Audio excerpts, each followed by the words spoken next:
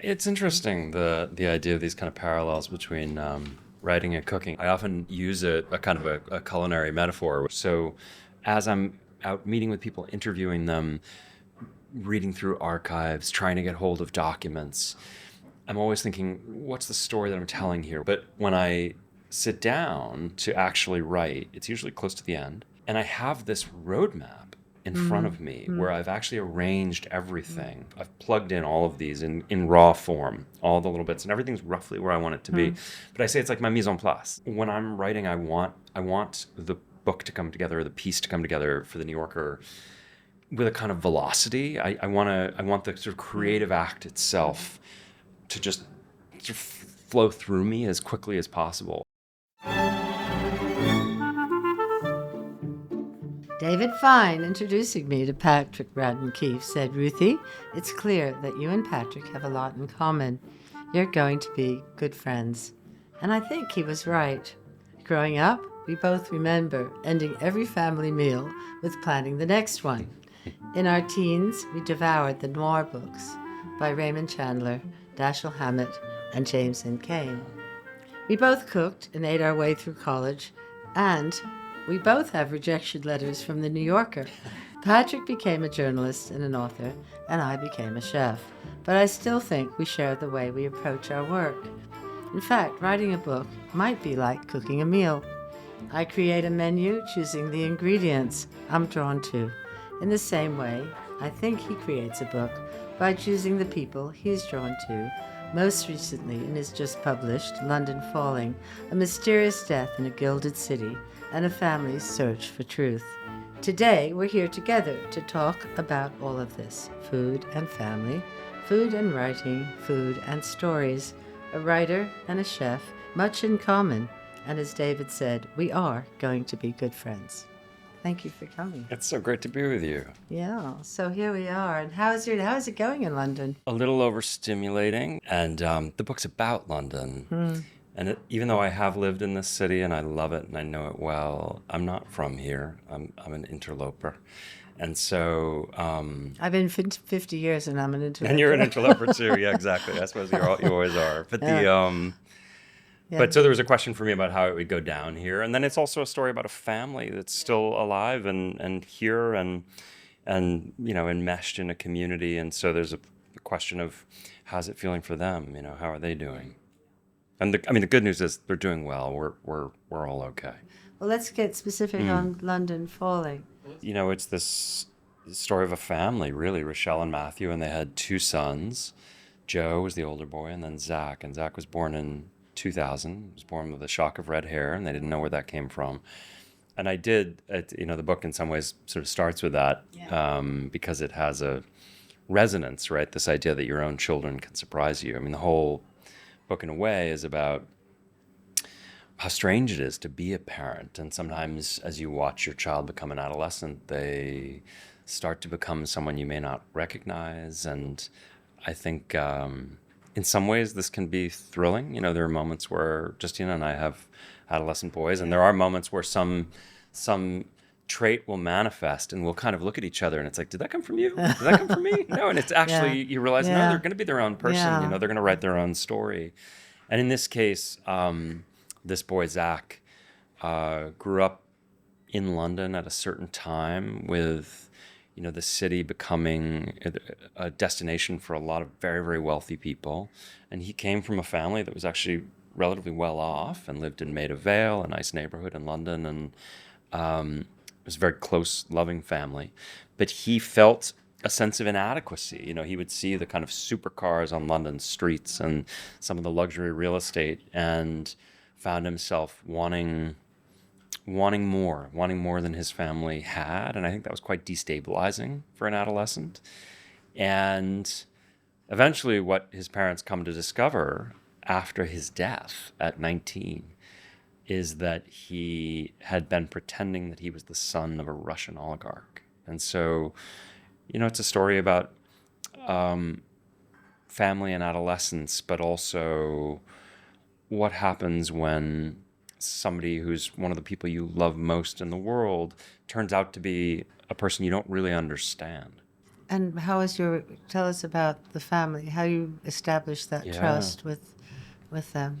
So I was living in London in the summer of 2023. A happy summer in which I ate at this wonderful restaurant on more than one occasion, producing a TV series, which is on FX in the What is it States. called? It's called Say Nothing, and it's based Yeah. on my book Yeah. of the same title. And so the production got us an apartment, my family an apartment in Notting Hill, and I was on set one day between setups, like an executive producer, not doing much of anything, doing the Wordle on my phone. A guy sat down next to me who was a visitor of the director, and we started chatting. I told him that I write for the New Yorker, and he said, I might have a story for you. And he said, I know this family here in London. I'm very close with them. And they had this terrible tragedy in 2019. They lost their 19-year-old son in mysterious circumstances. He went off the balcony of a luxury building overlooking the Thames just next to Vauxhall Bridge. And after he died, his parents made this shocking discovery, which is that he had had this secret double life, and he had been pretending that he was the son of a Russian oligarch. So he told me that much, and I knew I have to write this story. But I didn't know if they would be ready to tell it. And so he arranged a meeting. How many years had it been since? So Zach had died in November 2019, and this was the summer of 2023. Yeah, 4 years. Yeah. And we met for coffee about a week later in Bloomsbury, just sitting outside at a cafe on a summer day near the British Museum. And the understanding was it was all off the record. I try and be as kind of transparent as I can. I understood they had been it was quite a private family. And it's a big step. I mean, this book, what became this book, it really reveals a great deal about, their family's history, this very traumatic, awful loss that they've had. That's a big step to open yourself up in that way. And so I said, I'm not going to put any pressure on you. You guys have to decide. And I think they did a bit of due diligence on me. I think they read some of my work. And we met again about a week later at a bar in Soho. And at that point, they said, okay, we're ready to do this. And, that was several years ago. And we've been in almost constant touch ever since. Just hundreds of hours of conversations. And would you always do them together, or would you interview no, her? so sometimes together, sometimes separately. And interesting things came out when I was talking to them individually. And there were things, I think, it wasn't so much when they read the book, but when we got into the fact-checking process for the book, there were things that Matthew and Rochelle learned that they hadn't necessarily known. And they read the book before it was out. I didn't show it to them until it was done. I gave it to them and I said, I can't change a word of this at this point, but I do think that given how personal this story is, you deserve to see it before the rest of the world does. And, there are things in the book that I think make them uncomfortable. There are things that if they were in control, probably wouldn't be in the book. But they could see that this is partially a story about lying. Yeah, so it has to be. I couldn't be holding things back, Yeah. So we launched the book about a month ago in New York at the 92nd Street Y. And they came and they were there in the audience. And I'm doing an event tonight in Marylebone at Daunt Books, and they'll be there again. And yeah, it means the world to me that they. It must mean the world to it says a that lot. they don't regret placing that trust in me. No. How do you feel having finished it?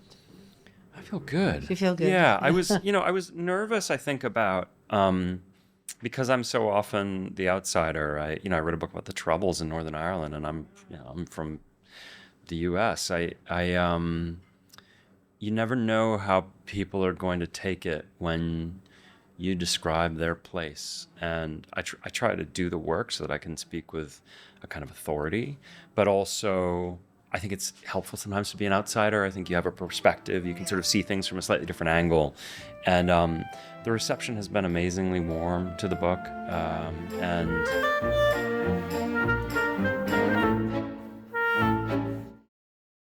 the way you write a book and the way I cook a meal or think about food, what would be interesting to see is how that slight parallel of the way that I might talk about the ingredients and the quality of the ingredients. And David told me that you really think about the people in the story before you write the story. So over to Yeah. you.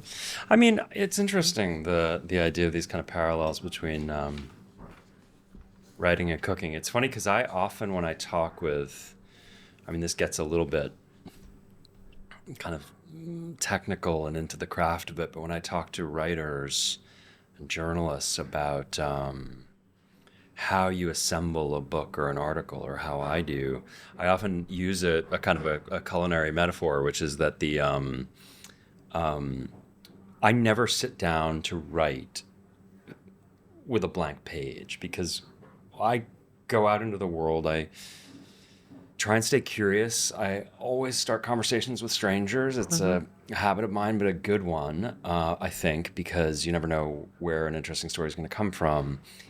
And then I'll slowly start kind of building out the story as I go, and I'm outlining as I go. So as I'm out meeting with people, interviewing them, reading through archives, trying to get hold of documents, I'm always thinking, what's the story that I'm telling here? What's the beginning, the middle, and end? What are the kind of big moments along the way?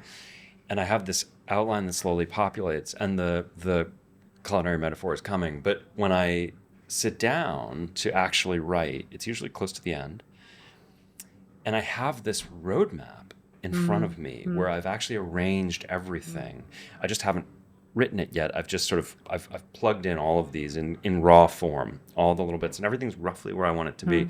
But I say it's like my mise en place. You know, that when I'm writing, I want the book to come together, or the piece to come together for the New Yorker with a kind of velocity. I want the sort of creative act itself to just sort of flow through me as quickly as possible, which means I can't have a situation where I get to a certain section and then suddenly I'm thinking, oh God, there's that one great quote, and which notebook is it in? And I go off and I'm trying to find it. Everything needs to be sort of to hand. So I've had to have done all the prep beforehand, in the way that you do here, you know, where you can just, it's all right there. And at the moment when you need it, it's in your hand.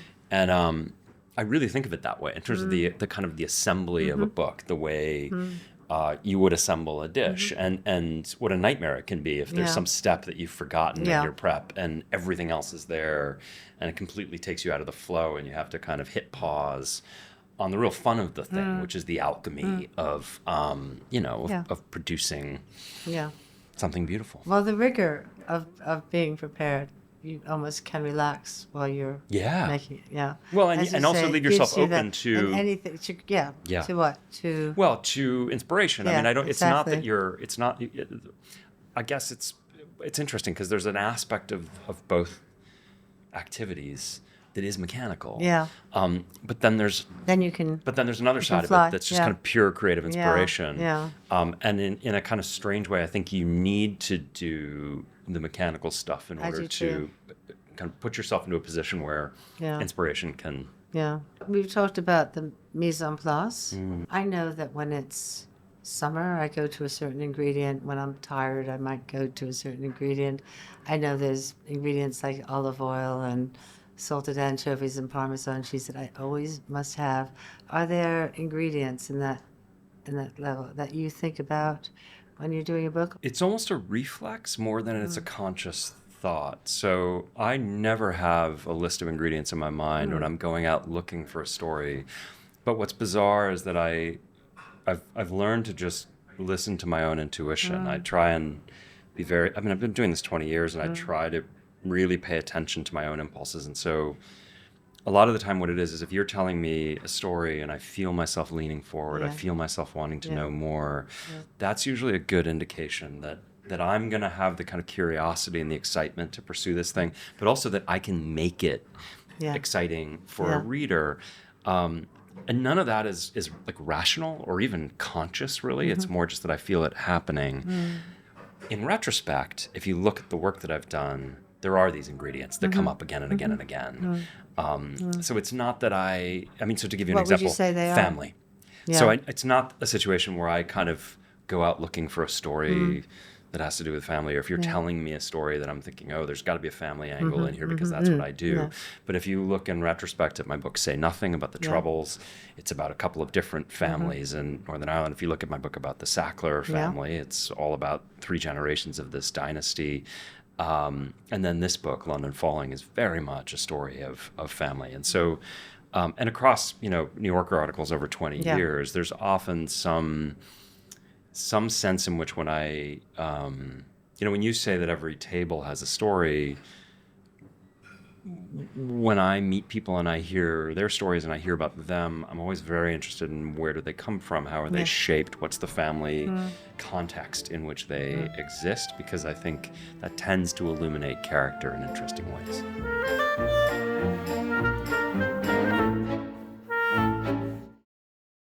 What was food like in your house when you were growing up? Tell us about your parents and your siblings. So I grew up in Boston. Yeah. In the city of Boston, in a fairly urban area called Dorchester. Yeah. And my parents, my mom's from Australia, my mom's from Melbourne, and my dad is from Boston, but they met at Oxford in the 60s. They loved it. I mean, it was a very, I think for both of my parents, my mom coming from University of Melbourne and my dad coming from, he had gone to Fordham in the Bronx in New York for college. And it was just a hugely eye-opening experience. They really fell in love with England. And have always come back, but also always been very into food. And it's funny because they both would often tell me stories growing up about how terrible the food in England had been. I mean, their recollections of food in the late 60s. Yeah, there were no restaurants. And they didn't embrace. When I first came, you could either, all of us just ate Greek food, Indian food, Chinese. I try not to be too hard on the British because they were coming straight out of rationing, of course, for the war. Yeah. No, there was this... you could say so with the French, but it's okay. We kind of we forgive the British. I think I do. Because... Well, it's funny because I mean, when I was doing research for this book,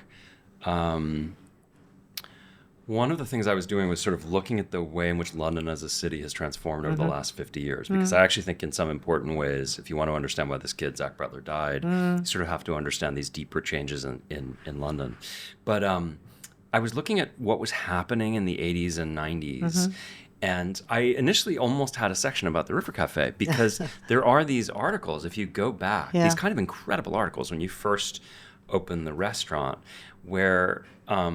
there was like an intense novelty to the idea that you were doing fresh ingredients, fresh preparations, getting certain ingredients from Italy. The kind of emphasis on everything being kind of authentic and Italy. fresh and what have you. Yeah. It feels like something from a different era that they're kind of remarking on, like how astonishing that they serve fresh mozzarella or whatever it is. Oh yeah, or bread soups from Tuscany, or not having a tomato in winter. People are outraged that we could be open and be an Italian restaurant and not have a tomato salad in January. You could eat good British food at home, but the concept of bringing British food into a restaurant was still challenging. And I mean, it's just funny. We now live in this kind of, I don't know. It's obviously an unbelievably vibrant city and country now in terms of food. It's when my parents talk about those days, it's sort of hard for me to imagine what they're describing. But it's like a vanished world. But I went to school. I went to an art college here, and I remember just being amazed that you could have baked potatoes with chips. And that it was just everything was carbs. Yeah. But you have to also remember, I've done interviews with Michael Caine or people growing up in Ireland, it was food poverty to a lot. Yeah, of course. But even the grand houses, the aristocrats. Right. Kind of, we won't do that. Fairly starchy. Are you a fan of the movie Big Night, the Stanley Tucci movie? For that moment when the kind of 1950s American who gets, I think they order risotto and then they ask for a side of spaghetti with meatballs or whatever it is, and the Tony Shalhoub character says, "You cannot have starch with starch." So did your mother, who did cook in your house? Probably more so my mother. My dad was a big... My dad, who came from a big Irish-American family in Boston, was a big proponent of the kind of, meat and potatoes Sunday dinner. So a lot of big roasts and things that he would... He would cook that? He would. Yeah. And still makes phenomenal gravy. Nothing makes him happier than like a big roast beef and roast potatoes and gravy. And was Sunday lunch a big thing in your house? It was. Yeah, that's here as well.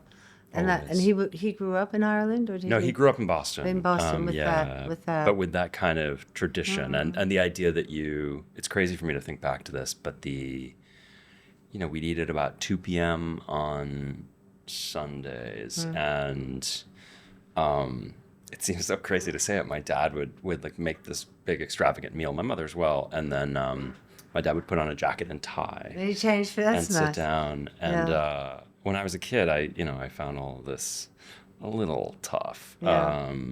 But it's funny to think back. I mean, it's almost the way people used to get dressed up to get on an airplane or something. Yeah.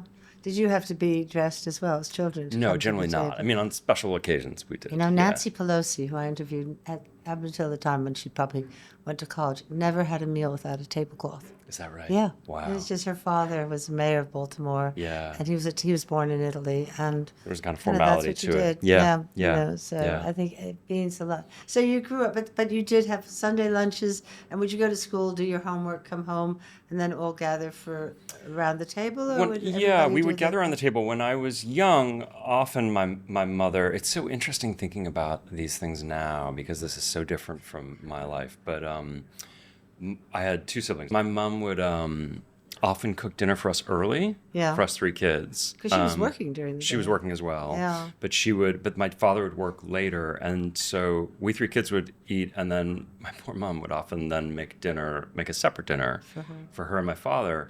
But it's interesting when you think about it because they would have, like this is not my experience as a parent and as a spouse right now, but my parents would then have this kind of separate time, just the 2 of them, to relate and have an adult conversation over a meal. So I think a lot of work for my mom, who was already busy working during the day, but it also created this kind of zone. My parents have a very happy marriage. They're still married and very happily so in their 80s. Maybe this is the secret. A little advice. Yeah. Maybe my wife and I should stop eating dinner with our kids. So basically they sit with you for your dinner, and then clear it away, and then you go to bed, and then they sit down. Yeah, that's pretty romantic. And they'd have a late That's meal nice. and a glass of wine, and always. Do you know what it's they always ate? funny saying these things out loud. Yeah. But like I don't think candlelight, so. candlelight. My I parents think it's really always, romantic. They I never think eat a it's meal so nice. without lighting candles in really, the evening. Always. Yeah. And so I think this is really cool. The fact that they had 2 dinners, that they were with you. Yeah. And then they preserved them. Maybe this is the secret to a happy marriage. I think it might be. And there was definitely a sense that really cool. There was a sense that the table is where it all happens. Did you ever work in a restaurant? You wouldn't call it a restaurant. My first job ever was when I was 13 years old. During the summers, 13 is pretty young to start young. It was working. illegal. Yeah, we would go. What country were you in? I got 5. I can tell you all about this job. So we used to spend the summers in a place where my parents now live full time, called Marion, Massachusetts. It's on Buzzards Bay before you get to Cape Cod in Massachusetts, and we would go down to the beach. And at the beach there was a little kind of burger shack type snack bar run by this lovely guy who everybody called Uncle Dick. And he was a teacher in some other part of Massachusetts, and during the summers he would come and he would make hot dogs and hamburgers and tuna rolls and sometimes lobster rolls and Greek salads.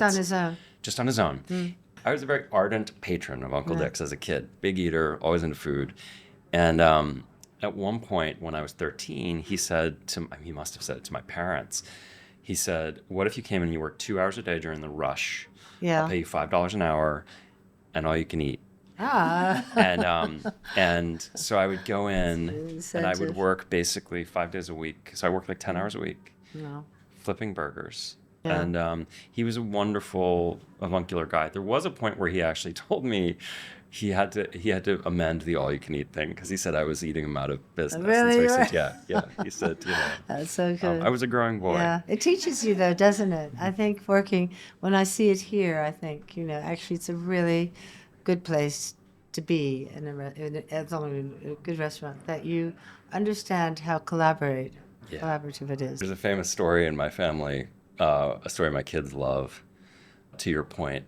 So Uncle Dick and I would be working in this. It was a really narrow kind of galley-style kitchen, and there was, I'm going to use my book here, there was a freezer Yeah. where the ice creams and so forth were, and it had a lid that opened like this. So the Yeah, wall was sure. here, and here was the lid.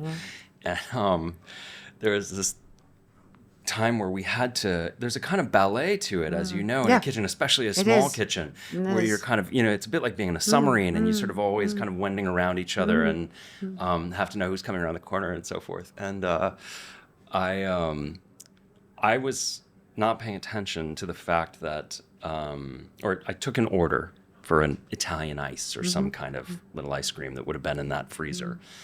And I wasn't paying attention to the fact that Uncle Dick had taken an order for a cup of chili. We were both to blame.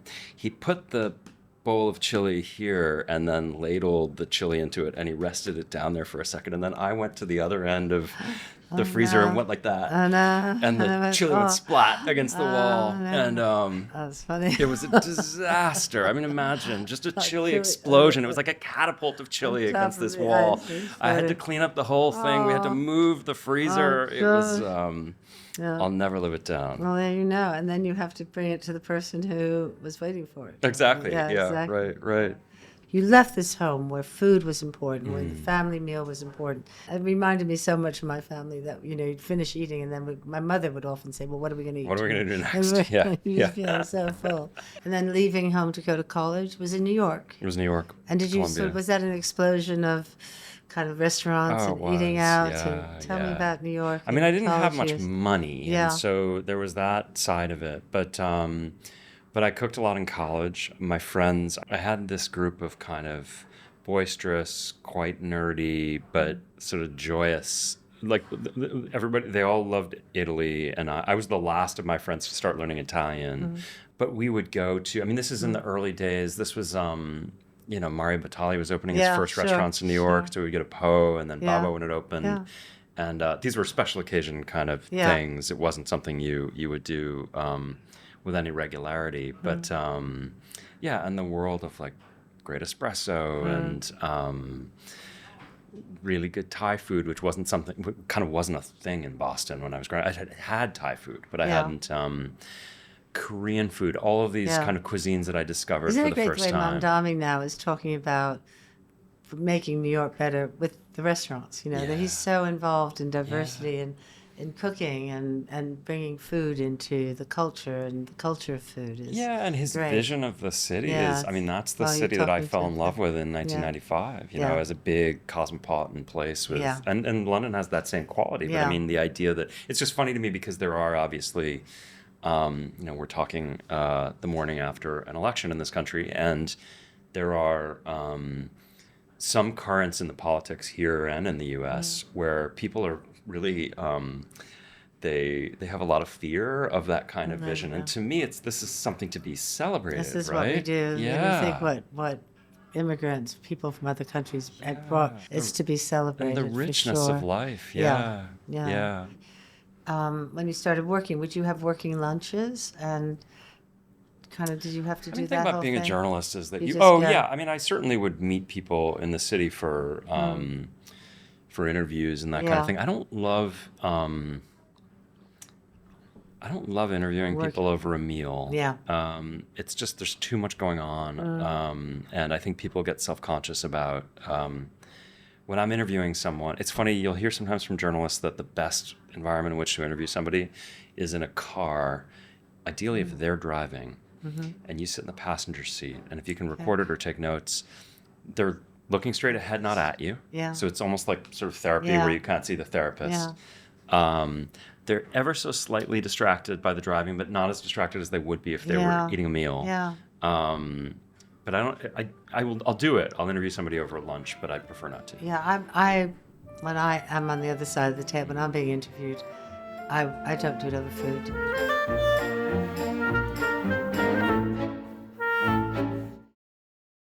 We might start with the dish that you just cooked. And Yeah, I was well. my first real introduction to you was your choice of the recipe, which was so eccentric in a way, because it's a recipe. Who would ever thought of putting fruit in a pasta, That's the thing. And why would you do that? And I was trying to think where Rose and I had it first. And I have a feeling that it was in August and we were in Piemonte.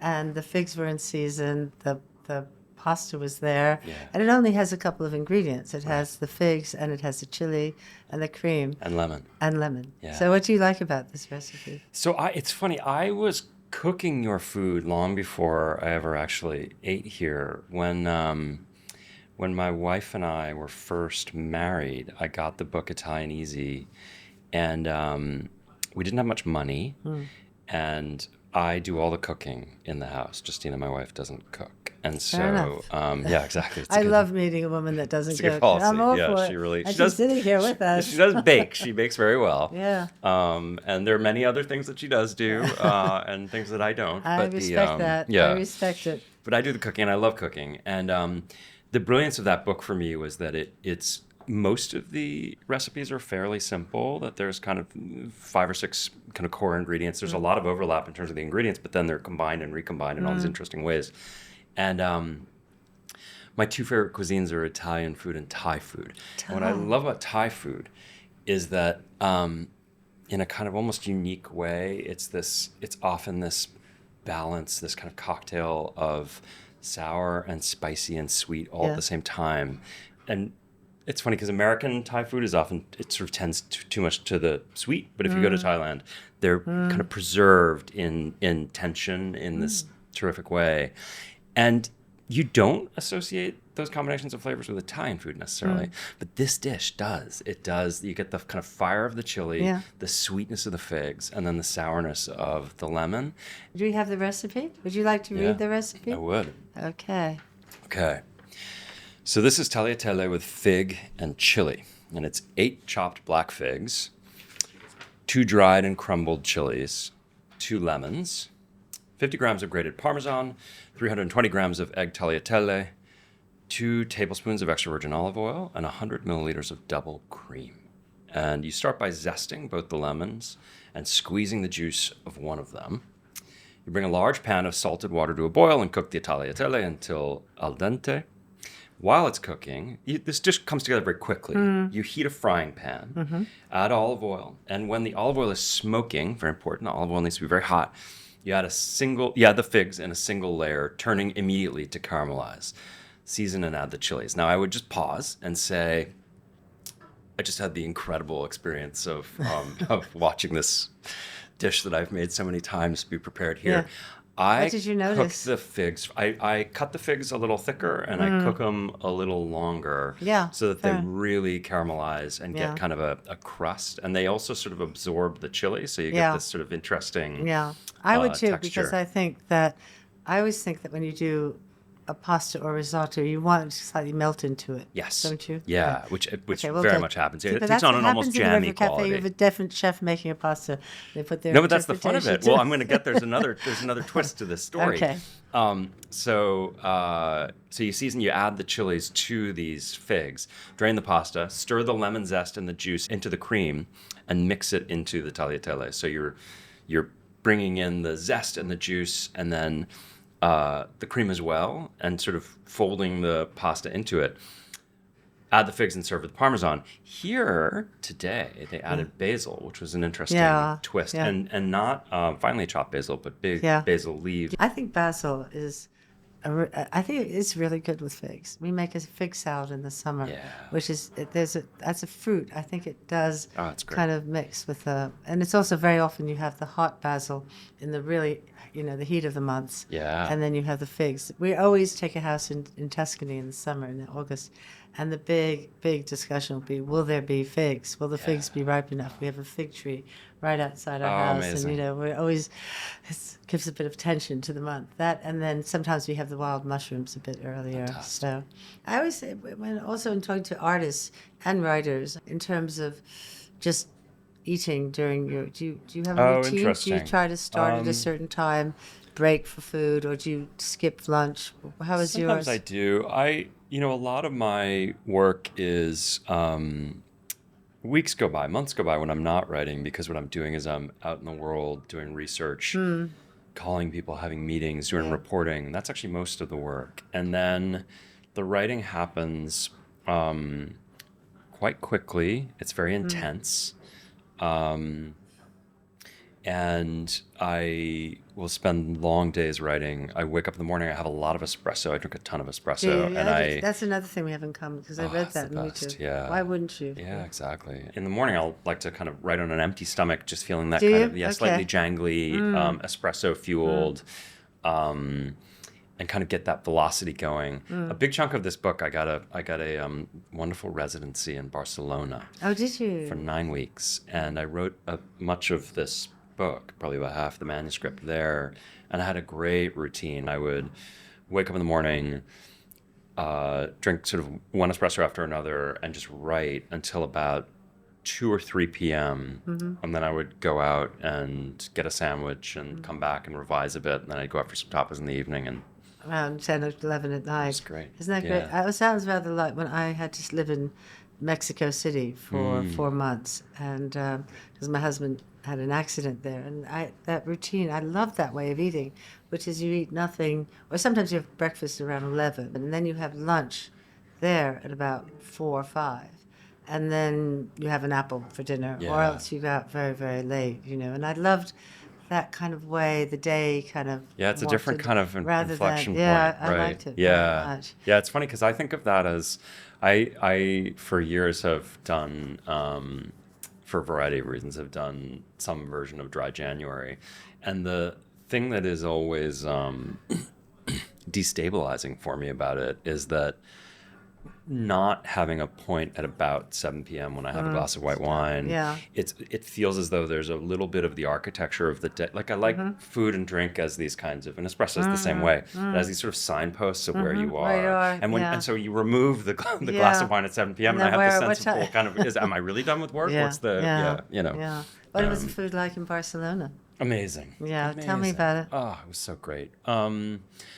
We loved it. I mean, the family ended up coming over for about a month of it, and we ate out a lot. I mean, the markets are wonderful, and so we cooked, but we didn't cook as much. I know that one on the Ramblas, isn't it? Yeah, the one with the But kind I of. think it might not be there anymore. It's inside. Do you mean the big tapas market? There's a kind of an indoor covered. There's a covered Yeah, market where they have I tapas and think- they have all kinds of Yeah, fresh produce and so yeah, forth. It's yeah, great. yeah. A lot of tourists, but it's Yeah, great. There was that's one what that I was said. sort of closer to where we were staying that was very kind of workaday, just a lot of locals Yeah. and wonderful stuff. A little unpredictable in terms of when it was open, Yeah. but a terrific place. And then we had a whole bunch of favorite places that we would go out to in the evenings. We ate out a lot. It's cheaper there to do so.